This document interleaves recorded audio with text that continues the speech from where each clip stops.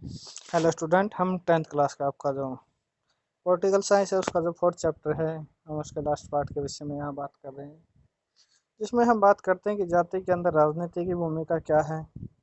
हमने राजनीति के अंदर जाति देखा और ये हमने देखा कि सिर्फ जाति के आधार पर ही चुनावी परिणाम वो तय नहीं हो सकते। क्यों नहीं हो सकते वो हमने कारण देखे। आज हम बात करते हैं जाति के अंदर राजनीति।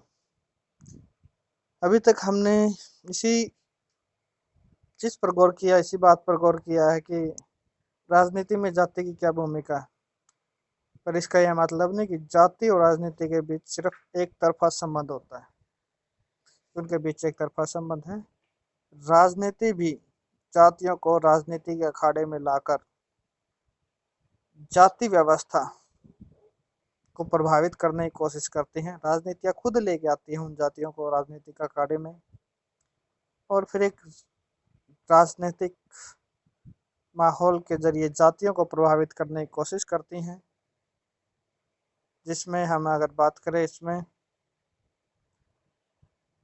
तो यहाँ पे जाति पहचान को प्रभावित करती हैं।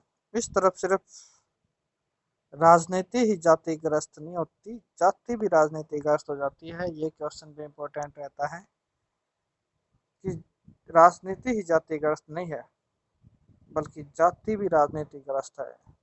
क्योंकि हमने राजनीति के अंदर देखा जाति का प्रभाव क्या है।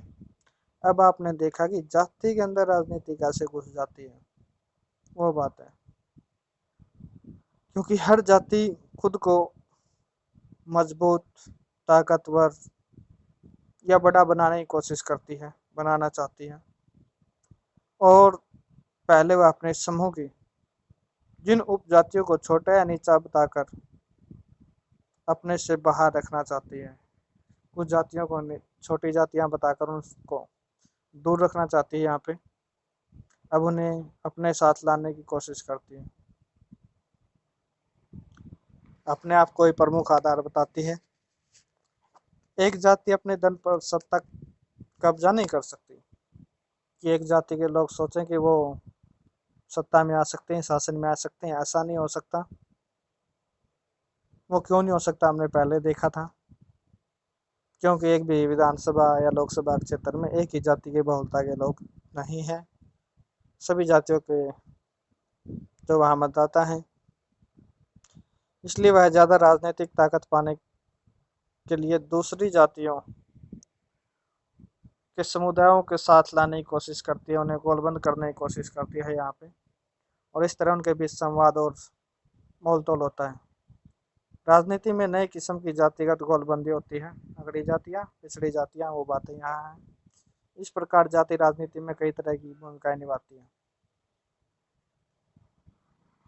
तो ये वो बातें थी कि जाति राजनीतिग्रस्त नहीं, राजनीति भी जातिग्रस्त हो जाती है।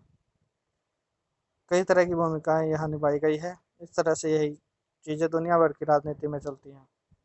दुनिया भर में राजनीतिक पार्टियां वोट पाने के लिए सामाजिक समूह समुदायों को गोलबंद करने का प्रयास करती हैं। कुछ खास स्थितियों में राजनीति में जातिगत भिन्नताएं और असमानताएं वंचित और कमजोर समुदायों के लिए अपनी बातें आगे बढ़ाने और सत्ता में अपनी हिस्सेदारी मांगने के लिए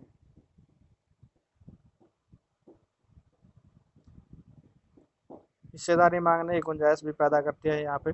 इस अर्थ में जातीय राजनीति में दलित और पिछड़ी जातियों के लोगों में सत्ता तक पहुंच और निर्णय प्रक्रिया को बेहतर ढंग से प्रभावित करने की स्थिति पैदा हुई है। तो यहाँ पे जो क्या है, पिछड़ी जातियाँ हैं, जो अल्पसंख्यक जातियाँ हैं, उन लोगों की पहुंच जो क्या है राजनीति तक जो क्या है बनी है। अनेक पार्टियां और गैर राजनीतिक संगठन खास जातियों के खिलाफ भेदभाव समाप्त करने और उनके साथ ज़्यादा सम्मानजनक व्यवहार करने, उनके लिए जमीन जायदाद के अवसर उपलब्ध कराने की मांग को आंदोलन करते रहे हैं। और सिर्फ जाति पर जोर देना नुकसानदेह हो सकता है। धर्म के मसले में स्पष्ट है, सिर्फ जातिगत पहचान पर आधारित राजनीति लोकतंत्र के लिए शुभ नहीं होती। तो यहाँ पे अक्सर गरीबी और विकास, भ्रष्टाचार जैसे बड़े मुद्दों में लोगों का ध्यान भटकता है।